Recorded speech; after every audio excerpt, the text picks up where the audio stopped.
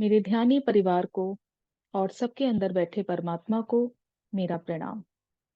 दोस्तों, ध्यान के बाद अब ज्ञान का आनंद लेते हैं। अष्टावक्र गीता जी मैं आपके साथ कंटिन्यू रखूंगी। इससे पहले मैं सभी को एक मैसेज देना चाहती हूँ, क्योंकि अब प्राचीन युग नहीं है, हम 21वीं शताब्दी में जी रहे हैं। इस युग की जनरेशन अलग है, इन्वायरमेंट अलग है, कल्चर अलग है, सोच अलग है, मान्यताएं अलग हैं, प्रॉब्लम्स अलग हैं, सॉल्यूशंस अलग हैं।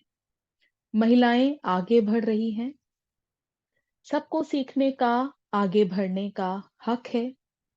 खासकर आध्यात्मिक पथ पर अगर साधक चाहे, चाहे वो महिलाएं हो या पुरुष, जो पूरी निष्ठा से आगे बढ़ रहे हैं, आगे बढ़ना चाहते हैं, तो बिना किसी रूढ़िवाद के, प्राचीन सिद्धांतों के से हम सबको उनकी हेल्प करनी चाहिए, उनको एप्रिशिएट करना चाहिए, ताकि वे आगे बढ़ें। क्योंकि मुक्ति का अधिकार तो चाहे वो पुरुष हो या महिला, दोनों को ही है। तो आइए इसी के साथ अष्टावक्र गीता जी का आरंभ करते हैं, शुरुआत करते हैं।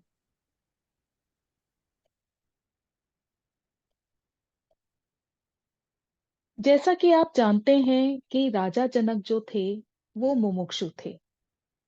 यानी उनके अंदर तीव्र इच्छा थी ज्ञान को प्राप्त करने की, आत्मज्ञान प्राप्त करने की। और वो जान चुके थे कि उनको ये शिक्षा अष्टावक्र जी ही दे सकते हैं। और उन्होंने उनके आगे निवेदन किया, प्रार्थना की। और अष्टावक्र जी को भी ये समझने में देर नहीं लगी कि राजा जनक के अंदर वो पात्रता है कि वो इस ज्ञान को ग्रहण कर सकते हैं।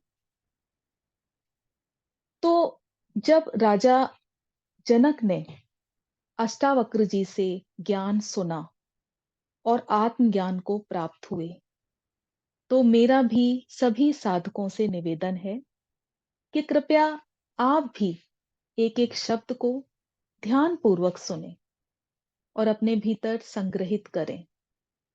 क्योंकि सुनने की कितनी महिमा है, ये आप सुन चुके हैं। तो अपने जीवन को प्रकाशमय करें, सुसज्जित करें। तो आइए शुरुआत करते हैं।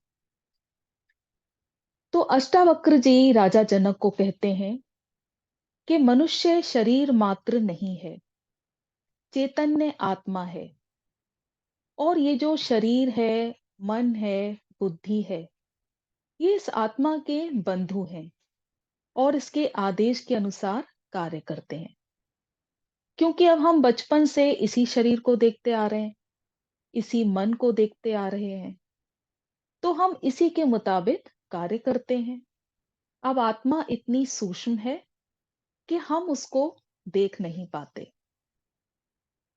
हाँ, कुछ समय के लिए हम जागृत होते हैं। वो कब? जब हमारे किसी सगे संबंधित की, किसी नियरेस्ट की मृत्यु हो जाती है और हम उस मृत्यु में शामिल होते हैं, तो शायद कुछ समय के लिए हम सचेत हो जाते हैं, जाग जाते हैं। लेकिन अगले ही पल वापस हम अपनी दुनिया में घुल मिल जाते हैं, सब कुछ भूलकर। अष्टावक्र जी कहते हैं कि ये जो शरीर है, ये पंच तत्वों से बना हुआ है। जैसा कि आप जानते हैं, पृथ्वी, जल, अग्नि, वायु और आकाश। और हम ये भी जानते हैं कि ये अंत में नष्ट हो जाएगा। और हम ये समझते हैं कि शरीर की मृत्यु हो जाएगी। लेकिन ये जो आत्मा है, ये अमर है। जितने भी हमने पूरे जीवन में कर्म किए और जो पिछले जन्मों में हमने जितने कर्म किए, हम वो सब कुछ अपने साथ गठरी लेकर आते हैं, एक उद्देश्य के साथ कि इन कर्मों को हमने इस जन्म में सॉल्व करना है, इस पर कार्य करना है, आध्यात्मिकता पे आगे बढ़ना है। लेकिन क्या होता है कि इस जन्म में हम वो सब कुछ भूल जाते हैं और वापस एक गठरी और कर्मों की तैयार कर लेते हैं। तो आत्मा अपने समय के अनुसार फिर से एक शरीर धारण करती है और यही चक्र चलता रहता है। अब जैसा कि अष्टावक्र जी जोर देते हैं साक्षी भाव पर और अपने आप को चैतन्य आत्मा की धारणा लेने पर, तो क्या साक्षी भाव रखने से क्या हमें आत्मबोध की प्राप्ति होगी? क्या ये धारणा रखने से कि हम शरीर नहीं है, मन नहीं है, बुद्धि नहीं है, चैतन्य आत्मा है, क्या हमें मुक्ति प्राप्त होगी, आत्मबोध प्राप्त होगा? हो सकता है अगर हम सभी नियमों को नियम पूर्वक करें और धारणा रखें। लेकिन अगर शरीर से हमारा नाता बना रहा, इसको मैं एक उदाहरण के साथ आपको समझाती हूँ। कुछ टिपिकल शब्द हैं जिनको मैंने सरल शब्दों में उसकी व्याख्या की है, भाव के साथ, ताकि आपको समझने में आसानी रहे। कि आपने धारणा ली है कि आप साक्षी भाव में रहेंगे, पूरी तरह दृष्टा भाव में रहेंगे। लेकिन जहां 10 लोगों के बीच में आपके आत्मसम्मान पर ठेस लगती है, आपका अपमान होता है, उसी समय आप ये साक्षी भाव भूल जाते हैं। आप ये भूल जाते हैं कि आप शरीर नहीं हैं, आत्म स्वरूप हैं, आत्म चैतन्य है, चेतना रूप में है। और उस समय आपको अपमान महसूस होता है। तो ये जो अवस्था है, ये अवस्था, ये ज्ञान कहलाता है सविकल्प समाधि। इसको बहुत ही ध्यान से आप सुनिएगा। इसे कहते हैं, इस ज्ञान को कहते हैं सविकल्प समाधि, जिसमें बीज रूप में सभी गुण विद्यमान हैं। यानी आपने धारणा तो ले ली है कि अब मैं साक्षी भाव में रहूंगा, मैं दृष्टा भाव में रहूंगा। शब्दों में आप ना फंसे, यानी आपको दृश्य में नहीं खोना, दर्शक बन के आपको नहीं रहना, आपको दृष्टा भाव रखना है।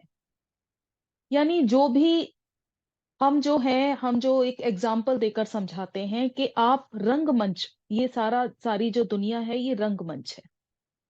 आपको दृष्टा बन के इस रंगमंच को देखना है, इसके किरदारों को देखना है, सुनना है, समझना है। आपने ये धारणा ली कि आप इसमें खोएंगे नहीं, आप दृष्टा बन के इसको देखेंगे। आपने ये भी धारणा ली कि आप चैतन्य मात्र हैं, चेतना में हैं, आत्मा है। लेकिन अगले ही पल अगर इस तरह का कुछ अ, होता है कि आपका अपमान होता है, आपको अपमानित किया जाता है, तो आप सब कुछ भूल गए। और जो गुण आपके अंदर थे कि फौरन आपको लगेगा कि नहीं, मुझे इस अपमान का बदला लेना है।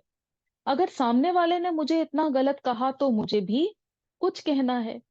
अब मान लिया कि आपने उस कंडीशन में कुछ कहा भी नहीं, लेकिन आपके अंदर ये बात रह गई।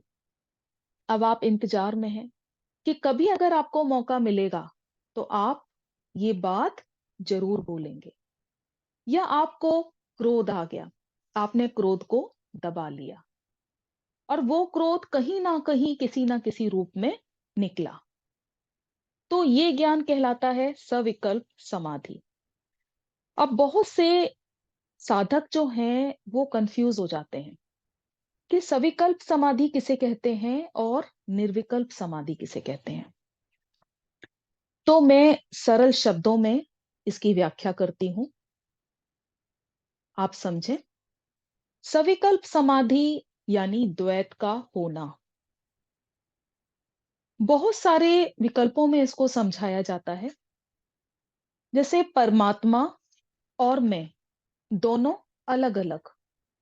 अब जो साधक ध्यान करते हैं, वो ध्यान में नाद भी सुनते हैं, जो एक्सपीरियंस होता है साधकों का, नाद भी सुनते हैं और प्रकाश भी देखते हैं, ईश्वर के भी दर्शन करते हैं, रंग भी देखते हैं और ध्यान भी ज्यादातर ये सोचकर ही करते हैं कि कोई ना कोई एक्सपीरियंस होगा। और जिस दिन उनको एक्सपीरियंस नहीं होता, तो उस दिन उनकी कहीं ना कहीं ये कंप्लेन रहती है कि आज ध्यान अच्छे से नहीं हुआ, क्योंकि कोई एक्सपीरियंस नहीं हुआ। यानी वो इसी चीज में फंस कर रह गए हैं और मोस्टली साधक इसी में ही फंसे हुए हैं। ये कहलाता है सविकल्प समाधि, जिसमें अंश रूप में बीज में सभी गुण विद्यमान है और जैसे ही उसे उचित वातावरण मिलेगा, उसमें से अंकुर फूट जाएगा, पौधा निकल आएगा। यानी जो आपके अंदर क्रोध के गुण हैं, जो अभिमान के गुण हैं, अहंकार के गुण हैं, वो वापस आ जाएंगे। अब निर्विकल्प समाधि किसे कहते हैं? जिसमें अद्वैत का होना, कि मैं और ईश्वर दोनों चीजें एक, यानी सब कुछ छूट जाए। समाधि भाव होना, शून्यता का होना, जिसमें किसी ने अपमान किया तो भी शून्य अवस्था, किसी ने मान किया तो भी शून्य अवस्था, किसी बात का कोई भी फर्क ही नहीं पड़ा। सुख में भी एक जैसे, दुख में भी एक जैसे। ये हुई निर्विकल्प समाधि, जिसमें बीज को पूरी तरह से नष्ट कर दिया जाता है। और यही मुक्ति की अवस्था है, क्योंकि निर्विकल्प समाधि जो सविकल्प समाधि जो है, उसमें साधक दोबारा पुनर्जन्म लेते हैं, क्योंकि मुक्ति नहीं मिलती और फिर से शरीर धारण करना पड़ेगा। और निर्विकल्प समाधि में मुक्ति मिलती है, साधक का दोबारा जन्म नहीं होता। अब जो योगी जन हैं, वो विधि पूर्वक धीरे धीरे आत्मबोध प्राप्त करते हैं, यानी हठ योग करना, कई तरह के ध्यान करना, चक्रा के ऊपर ध्यान करना। लेकिन अष्टावक्र जी जो हैं, वो सीधे सीधे आत्मबोध करने को कहते हैं। अब ये आत्मबोध की स्थिति किस तरह की है, इसे मैं थोड़ा आपके सामने क्लियर करती हूँ। जैसे बहुत समय से हम स्पिरिचुअल वे में हैं, स्पिरिचुअल पथ में हैं, बहुत सारा ज्ञान हमें सुनने को मिला, समझने को मिला। तो वो जो ज्ञान था, वो हमारे लिए एक जानकारी बनकर रह गई, क्योंकि उसको हमने अमल नहीं किया, उस रास्ते पर हम चले नहीं, अपने ऊपर लागू नहीं किया। अब बड़ी बड़ी बातें तो थोड़ी दूरी पर ही आती हैं, आप छोटे छोटे एग्जाम्पल ही देख लें। जैसे हम सभी लोग जानते हैं कि क्रोध करना गलत है।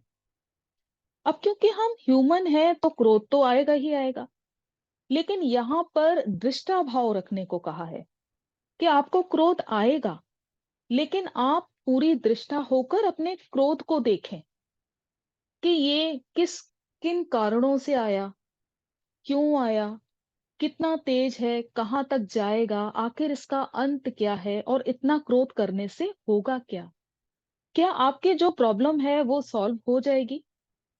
तो इससे बेहतर रहेगा कि आप उसका कोई ना कोई हल निकालें, निष्कर्ष निकालें। दृष्टा भाव रखने से ये होगा। तो यानी मेरे कहने का जो अर्थ है कि ये ज्ञान तो हमें शुरू से ही सुनने को मिला, लेकिन ये सब हमारे अंदर एक जानकारी मात्र होकर रह गई कि हम जानते हैं क्रोध करना गलत है, हम जानते हैं झूठ बोलना पाप है, लेकिन उन नियमों को हमने माना नहीं। तो यही अष्टावक्र जी कहते हैं बोध करने को, कि जब आपको पता लग गया तो आप सजग हो जाओ, अपने ऊपर उस चीज को लागू करो। और ये सारा कुछ भ्रांति मात्र है। अब जो हमारी आत्मा है उसके साथ अहंकार जुड़ा हुआ है, ये हम जानते हैं। और इससे जो हमारे अंदर वासनाएं पैदा होती हैं। अब बहुत से साधक जन जो हैं वो ये कहते हैं कि जब से हम ध्यान में आए हैं हमारे अंदर अहंकार खत्म हो चुका है। लेकिन आप इसके लिए अपने लिए सूक्ष्म चेकिंग करें। ठीक है, बहुत सारी बड़ी बातों के लिए अहंकार को हम रोक देते हैं, उस चीज को हम समझ लेते हैं। लेकिन बहुत सारी छोटी छोटी बातें हैं जिसको हम नोटिस नहीं करते। जैसा मैंने कई बार भी बताया कि अगर 4 लोग बैठे हैं उनमें आप भी बैठे हैं, और 3 लोगों को विश किया गया, आपको हो सकता है भूल गए हों या किया हो आप नहीं देख पाए हों, वो चीज आपको फील होती है। आप मान सम्मान अभी भी देखते हैं, अभी भी आपको लगता है कि दूसरे के पास ये चीज है, ये चीज मेरे पास भी होनी चाहिए। जरूरी नहीं वो बड़े स्केल पे हो, छोटी भी चीजें होनी होती हैं। ये सब कुछ कहलाती हैं वासना। किसी को पुत्र से मोह हो, किसी को पत्नी से मोह हो, किसी को जायदाद से मोह हो, ये सारा कुछ होता है वासना। और इसी के लिए आप बार बार शरीर धारण करते हैं, क्योंकि जब तक वासनाओं की पूर्ति नहीं होती। तो अष्टावक्र जी किसी जप तप को, तंत्र मंत्र को नहीं मानते, किसी हठ योग को, किसी साधना को नहीं मानते। वो सिर्फ बोध मात्र करने को कहते हैं, कि जो अपनी चैतन्य आत्मा में विश्राम करके ठहर गया, शांत हो गया, वही मुक्त है। और परमात्मा कभी भी भागने से नहीं मिलता, परमात्मा ठहरने से मिलता है।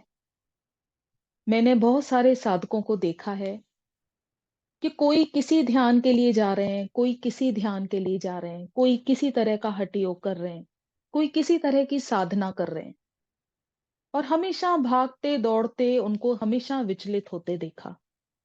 लेकिन दोस्तों, परमात्मा हमेशा शांत होने से मिलते हैं। इसका एग्जाम्पल आप गौतम बुद्ध को ही ले लें, कि गौतम बुद्ध जब अपने घर से निकले तो आत्मबोध के लिए, आत्मज्ञान के लिए निकले थे।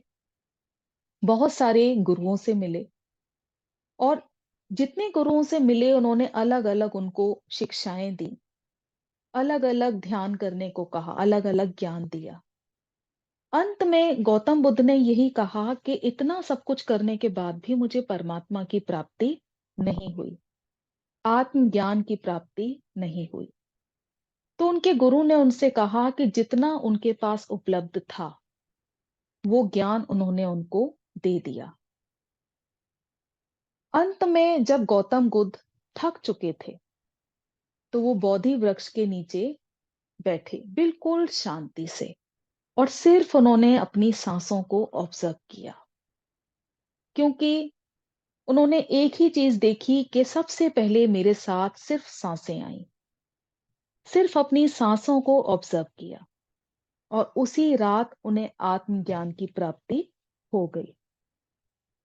तो यानी परमात्मा भागने से नहीं मिलते, परमात्मा शांत होने से मिलते हैं। अब बहुत से लोग बहुत सारे गलत कर्म कर देते हैं, और उन कर्मों की भरपाई के लिए वो क्या करते हैं? मंदिरों में जाना, गुरुद्वारों में जाना, माफी मांगनी, सेवा करनी। क्या इससे जितने भी गलत कर्म किए हैं क्या वो नष्ट हो जाते हैं? नहीं, क्योंकि जिस समय आपने ये कर्म कर दिए वो लिखा जा चुका है।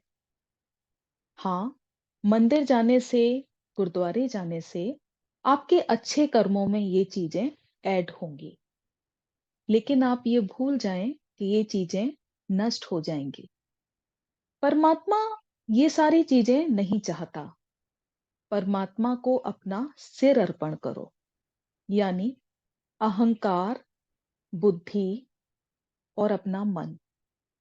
परमात्मा ये चाहता है शून्य अवस्था, यानी बुद्धि के पार बहो, पूरी तरह से समर्पण कर दो, यानी कर्ता अपने आप को ना समझो। दोस्तों, आज के लिए बस इतना ही। इतने धीरज से, इतने प्यार से आपने सुना। आपका बहुत बहुत धन्यवाद।